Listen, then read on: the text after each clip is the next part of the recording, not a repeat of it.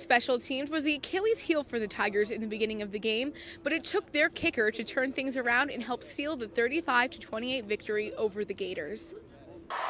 As his time in office comes to a close, President Barack Obama came to Baton Rouge for the first time to talk with residents about what they want to see from him in his final year.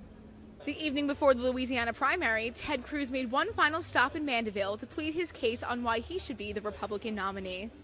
Leonard Fournette stole the show in the first half, but the second half was all defense, and for the second straight game, they did not give up a touchdown in the final 30 minutes.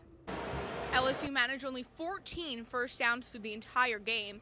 Even running back Leonard Fournette struggled with only 138 yards. Hello and welcome to this Tiger TV Sports exclusive. I'm Amanda Lusskin, and joining me today is interim head coach of the LSU Tigers, Ed Ogeron. Coach, thank you for joining me today. Great to be on the show. All right, so we're 3 games into this, as you said, new season, and we're 3-0. So can you just talk about your biggest change when you came in and what has been making this team so successful so far? Hello and welcome to the Tiger TV Tailgate Show. Thank you so much for joining us. It's a day all Tiger fans mark on their calendar all year, and we are live from the Manship Patio. It's a little windy out here, but cell phone service is down and traffic is backed up through Baton Rouge, but it is electric here on campus. I'm Amanda Lusskin, joined here by Hunter Lovell and Dylan Alvarez. And guys, how great is it going to be here today? Now, Les Miles' tenure with the Tigers lasted 12 years, which is a long time in this league. But after their second loss of the season, LSU and Joe Leva said 12 years was enough. Saturdays aren't going to be the same, not seeing Les Miles on the sideline. 1 second was the difference between Les Miles keeping or losing his job. He's got to throw it into the end zone, caught, but after review, the ruling is that the offense did not get the snap off prior to the touchdown. I felt that at this time, Ed Ogeron is the right man to take over this program. Ed Ogeron was officially named interim head coach today by athletic director Joe Oliva. I look forward to Coach Ogeron and working with him and seeing where we go from here. The team is ready to play for Coach O, but Coach Miles will always be a part of them. We developed such a great relationship with these coaches, that if you don't have a father, if you don't have a mother, you can always come here and talk to one of them. So it's just it's hard for some people at these times right now. Feel real, but at the same time we have to move on, and we're excited for Coach O. As for the man that hired Les, he still stands by him. The kids just adore him. He is a player's coach. Everybody loves him. And even now, people may say, well, it's time. Well, coaching fatigue, but mostly fan fatigue. And we're going to compete for him every game. But Coach O feels he is up for the challenge.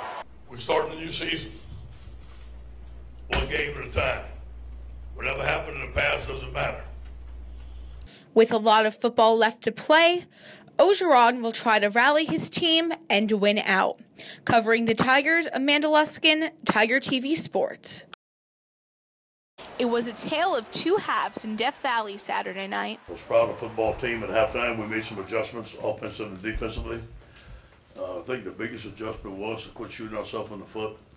The penalties, maybe we were trying to do too much in substitution. The Tigers came out after their week off flat, but Darius Geis turned it around to give the Tigers a substantial lead in the 3rd quarter. We had a little rust off the crazy week we had last week, and we were playing a little flat. So we kind of came in here. There was no screaming or yelling at each other or blaming anyone. We just were like, okay, let's get things going. And we started off the 3rd quarter, and both sides of the ball really started to kill it. They were challenged, and they came back and played a tremendous second half. We played for 60 minutes. I'm proud of the way the team played. We made some mistakes, build on. Geis was once again filling in for Leonard Fournette and says that he has no problem stepping into the starting role.